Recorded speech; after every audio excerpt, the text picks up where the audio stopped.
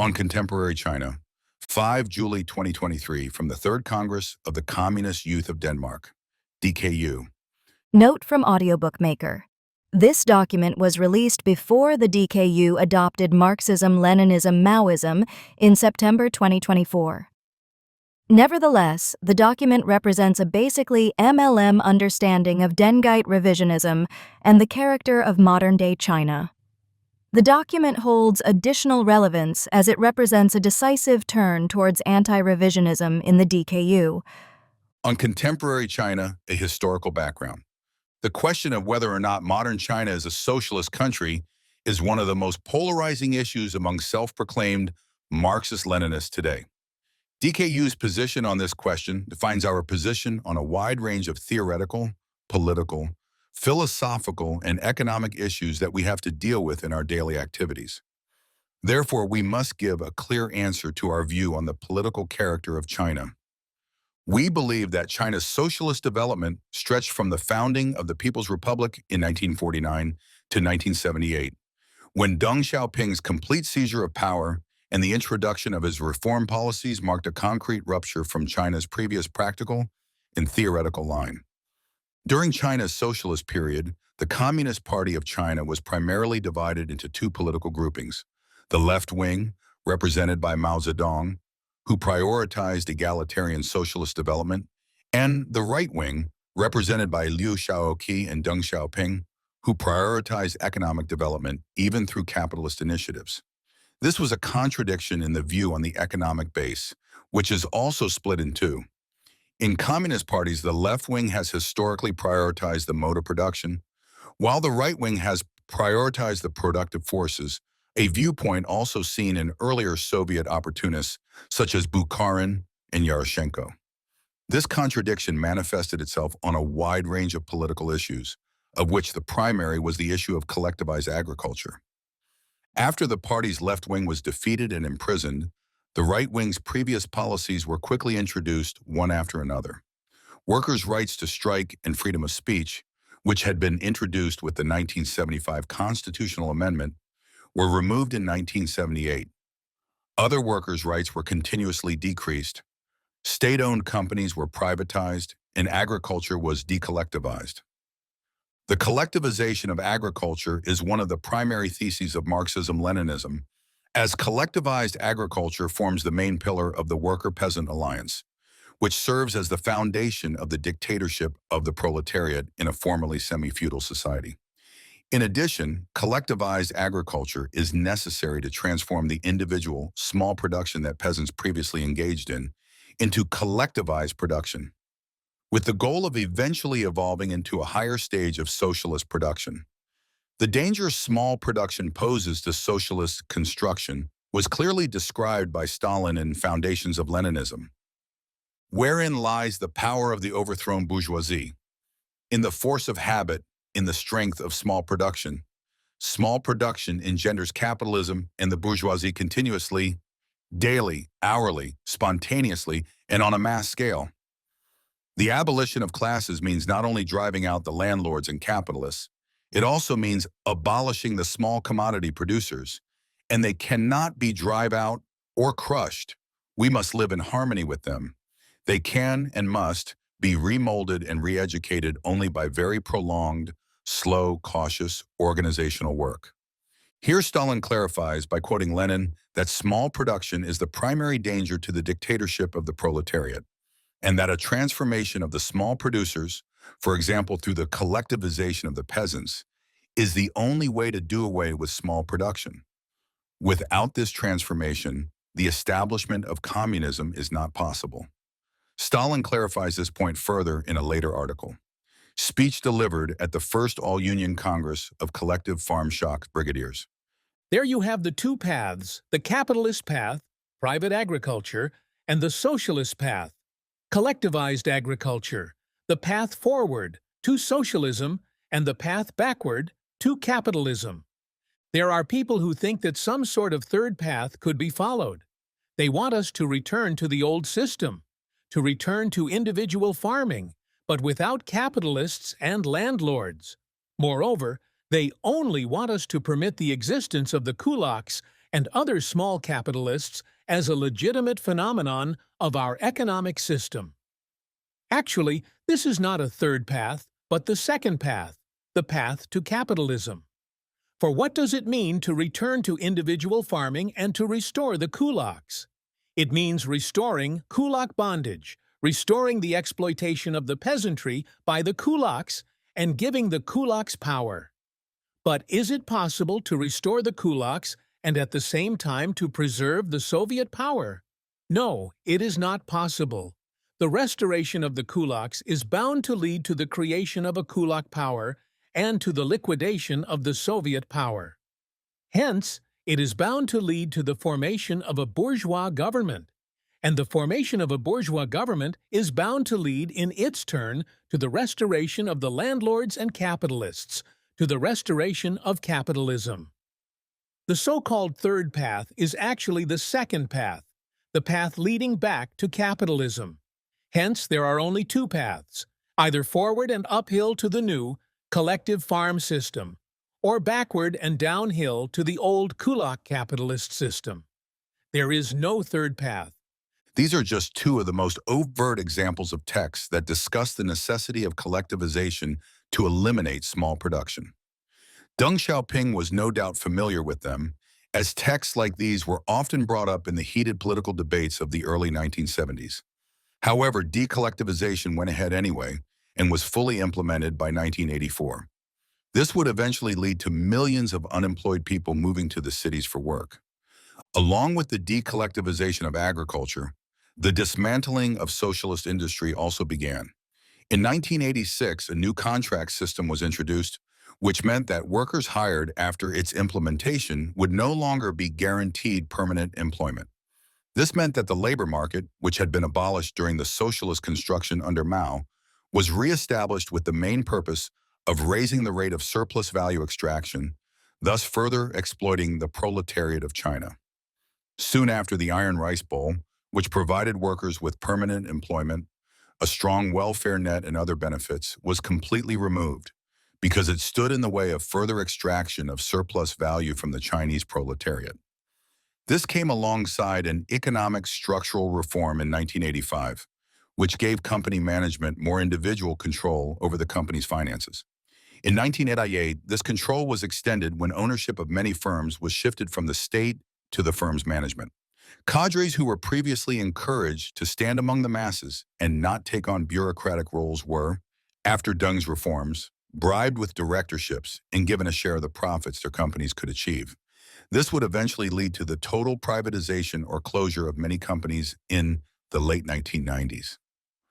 The purpose of production, which previously under Mao was aimed at satisfying the needs of the Chinese population and thus made it possible to circumvent the law of value, was changed to make the firms as profitable as possible. In China today, the private sector accounts for over half of the country's top 100 companies. According to the South China Morning Post, at the start of 2023, the private sector accounted for over half of government tax revenue, over 60% of GDP, over 80% of urban jobs, and over 90% of the total number of companies. China's largest sector is without doubt the private sector. Many advocates of China as a socialist country, in response to this, will point to the state-owned sector as a sign that China is socialist. However, here the truth is also sad. In the late 1990s and early 2000s, even the largest state-owned enterprises were also partially privatized. China's largest state-owned companies, such as State Grid Corporation of China, China National Petroleum Corporation, Sinopec, and China State Construction Engineering, are now on the stock market, with major Western financial sector monopolies such as the Vanguard Group, BlackRock, and Credit Suisse as partial owners. When China's state-owned companies make money, so does the global bourgeoisie. What all this points to is that there is no large-scale socialist sector in China today. Not even the state-owned companies are without the presence of the bourgeoisie. It is therefore impossible to conclude that China is a socialist country based on its economic structure. China's foreign policy has also taken a reactionary turn since Deng Xiaoping came to power. China has replaced proletarian internationalism with a non-interference policy. However, it is not quite true that China does not interfere in the affairs of other countries, only that they don't interfere in the interests of these countries' bourgeoisies. China has supported reactionary governments' wars against communists with weapons in countries such as Nepal, Sri Lanka, and the Philippines. China has also deviated from its previous anti-colonialist stance. In the 1980s, China established not only open trade but also secret arms trade with apartheid South Africa. This was during a period where the UN prohibited arms trade with South Africa.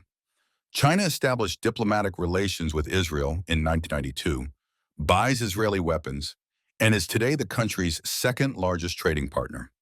From the 1990s, China also sold arms to Indonesia during its illegal occupation of East Timor. The CCP still believes that it is the development of the productive forces which is the primary contradiction in China. If you think the primary contradiction is the class struggle, you are labeled a left deviationist and a dogmatist. How can class struggle not be the primary contradiction when capitalism has grown as big as it has in China? How can class struggle not be the primary contradiction when every year there are hundreds of demonstrations and strikes for better working conditions in China? Even the CPSUB believed that socialist construction could begin in the Soviet Union once they had rebuilt the economy to what it was before World War I. But China isn't able to begin it now when they are on their way to becoming the largest economy in the world. China, an imperialist state. The People's Republic of China is an imperialist state that exploits the global south like the traditional European imperialists. This takes the form of investments in development projects in Africa in particular. China acts both through U.S.-dominated imperialist assemblies, such as the IMF and World Bank, but also through its own channels, such as BRICS. China has lucrative opportunities to buy off comprador leaders in these countries, as the more developed and thus degraded capitalism in the West has led our capitalists to exploit their semi-colonies particularly much. Investment, charity, or exploitation? Certain illusions still exist among aspiring communists that China's investments are for mutual enrichment or even charity. Firstly, capitalist investments are inherently exploitative. They still are if we abstract from unequal trade relations, political influence, and the destruction of nature. Karl Marx teaches us that a commodity bought at its price contains exploitation in itself. This is because it is labor power and not labor that is sold on the market. The surplus value is not paid for, but is expropriated by the owner of the means of production, in this case the Chinese. Private monopoly capital, or more often state-owned monopolies and banks. The Chinese economy basically functions according to the laws of capitalism. Therefore, companies that do not generate profits in line with the rest of the market will be outcompeted and displaced. It is therefore a vital necessity for these companies to increase profits as much as possible. It logically follows that a capitalist state's investment, which is merely the purchase of commodities, labor power, land, etc., cannot possibly benefit both parties in the long run. At the beginning of 2023, Chinese monopolies own parts of 96 port terminals in a wide range of countries, both in the first and third world. A case study in this is the port of Piraeus, Athens, which the Chinese shipping monopoly Costco currently owns 67% of. Trade unions had to fight for almost 10 years to be allowed to establish a union at the port and have been plagued by brutal police violence and unsafe working conditions that have led to several deaths. The theory of productive forces. It is the backward relations of production and secondarily the low level of productive forces that make the semi-colonies dependent on the imperialists. Right-wing opportunism in the form of Dengism is today coming to China's defense. They say that Chinese investments are developing productive forces in industry so that a break with imperialism is possible.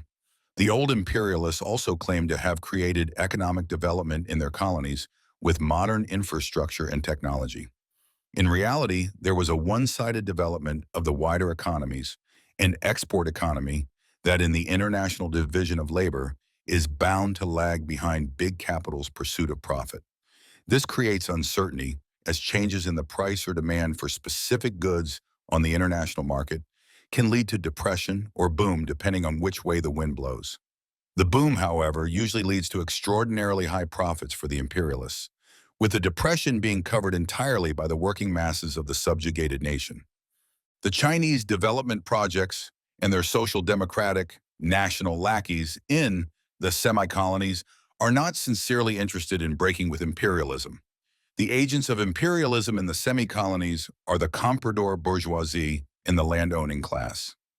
By simply developing industry without thorough land reform, the urban working class and rural peasants remain condemned to impoverishment. The poor peasants lose their land to the landowner and have to work full or part-time in the city for a pittance. Competition with the rural poor breaks down unions and wages for the urban working class. This is the economic basis of the semi-colonies that China is not addressing. The exception to the rule? Countries like Iran and Venezuela. There are certain cases where there can be a more diverse development, as well as forgiveness of loans and other kindnesses from China. We must remember that there exists not only the short-term economic interest, but also a long-term strategic interest. Imperialist powers can benefit from loyal regional powers that allow them to project power in those parts of the world and act as a counterweight to competing imperialist powers. These semi-colonies gain elevated status, a slightly more diverse economy, and a higher standard of living. The West used this strategy against China itself in the form of Taiwan and South Korea. In some ways, China itself played such a role in the 80s against the influence of the Soviet Union. So just because there is development in GDP or productive forces, this does not mean that this is the path to socialism. It is also convenient for imperialism to have some countries where slightly more advanced production can take place. Impoverished peasants without education are not the cheapest and most efficient solution for all forms of production. More state, more socialism. Many claim that China's state-owned enterprises are socialist. The capitalist mode of production is not contingent on the individual capitalist's ownership of the means of production. It can just as well exist in the form of state monopoly capital. What is essential is the form of exploitation and the capitalist ownership of production, even if this happens in an abstracted form through the state. A good example is Danish imperialism, where the state still plays a major role in the economy. The contradiction between collective and individual interests within the bourgeoisie. To understand Chinese imperialism and capitalism, we must understand the contradiction between collective and individual interests within the bourgeoisie. The contradiction consists in that the individual capitalist will do anything to promote his own profit, even at the expense of his fellow countrymen. But in the national and international struggle between capital groups, unity is necessary. This contradiction is the reason for the self-regulation of the capitalist class. So here we have the explanation for why a capitalist state would execute a billionaire. It is actually the expression of capitalism in advancement, with high unity. The punishment of a corrupt capitalist can promote the profits of the broader imperialist bourgeoisie in China and strengthen them in the struggle for markets. The individual interest is in that case subordinated to the collective. Because the ultimate interests of capitalists are mutually incompatible, any capitalist association will be temporary. It will change type when the old one no longer corresponds to the level of unity of the interests of the bourgeoisie. This is our salvation because it means that no matter how much power a capitalist group gains, it will one day disintegrate. The capitalists are a cannibalistic class that will eat itself. They will because their interests are material, economic, and incompatible in the long run. The importance of state capital in China. State monopoly capital is an expression of unity and progress within the bourgeoisie. It is a form of ownership that capital will use in cases where the broader profit can be secured by sparing that branch of society from competition. The naturally divergent interests of capital make this category smaller and smaller as the congruence of interest decreases. State monopoly capital has many aspects in common with private monopoly capital, the arbitrary placement of prices, etc. The essential difference is ownership. State capital is common property of the bourgeoisie. The real share is obscured by the illusion of a people's state, particularly prominent in China, but which exists in different ways in all capitalist countries. The influence on state capital differs from capitalist to capitalist, but a special type is the bureaucrat capitalist, whose personal ownership of capital may be relatively modest, while their influence on state capital is great. Here we're talking about people in management positions in the state apparatus or the party. China's capitalism is characterized by a disproportionately large and powerful bureaucratic strata, consisting of both big and small bureaucrats. The petty bureaucrats differ from your average private citizen in that their interests are far more closely tied to the imperialist state. This is because their own personal wealth does not derive from generating profit for their own company, but from making themselves useful to the imperialist state. This is a phenomenon that exists in both China and Denmark, but especially China. The leaders of China's Communist Party constitute a bureaucratic stratum of big capital. In other words, they are not just the few private capitalists you hear about who gain membership in the CCP, but a much broader layer of bureaucrat capitalists. Conclusion. Since 1978, with the seizure of power by the revisionist wing, China has abandoned the socialist path to achieve communism and has thus chosen to go down the path of capitalist development to restore capitalism in China. We should not be fooled by the fact that a large portrait of Mao still hangs in Tiananmen Square, that China's ruling party uses a hammer and sickle as a party symbol, or that they still fly red flags. If there is one thing we have learned from other examples of formerly socialist countries in the 20th century, it is that revisionists prefer to cloak their anti-communist and liberal ideas and policies with a communist aesthetic for the simple purpose of fooling the masses and the revolutionary movement. The DKU chooses to stand by the revolutionary line and is consistently opposed to the revisionist tendency among communists who replace dialectics with mechanism, who confuse socialist construction with capitalist restoration, and who choose to defend an imperialist superpower.